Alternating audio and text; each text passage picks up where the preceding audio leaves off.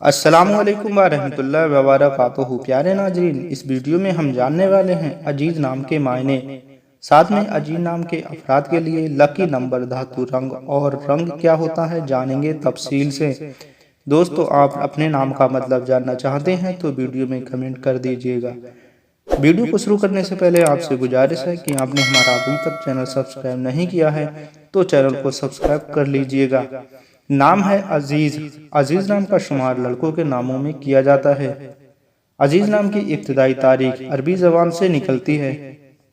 अजीज नाम अंग्रेजी में 4 हरूफ और एक लफ्ज़ पर मुश्तमिल एक खूबसूरत नाम है। अजीज नाम की तफसील होती है मेजर अजीज भट्टी, शहीद अब्दुल अजीज और अजीजुल रहमान। अजीज नाम मजहब इस्लाम में इस्तेमाल किया जाने वाला एक खूबसूरत नाम है। अजीज नाम के मुवाफिक दिनों में मंगल और इतवार माना जाता है। अजीज नाम के अफराद के लिए मुवाफिक पत्थरों में पुखराज पत्थर शामिल है। अजीज नाम के अफराद के लिए मुवाफिक रंगों में सुर्ख, जंगनुमा और हल्का सब्ज माना जाता है। अजीज नाम मुवाफिक धातुओं में तांबा शामिल है, जबकि अजीज नाम के अफराद के लिए खुशकिस्मती नंबरों में 4 नंबर माना जाता है। अजीज नाम के माने होते हैं महबूब और काबिल इज्जत।